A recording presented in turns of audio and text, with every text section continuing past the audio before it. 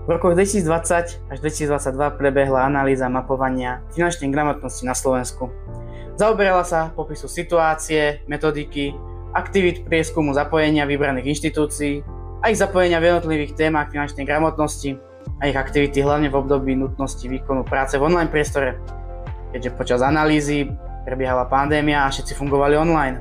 Súčasťou tejto analýzy je program medzinárodného testovania žiakov, v skratke PISA, ktorý sa realizuje každé 3 roky, naposledy v rokoch 2012, 2015 a 2018, kedy testovanie finančnej gramotnosti bolo zaradené do ich programu a meria úroveň vzdelania a schopnosti žiakov.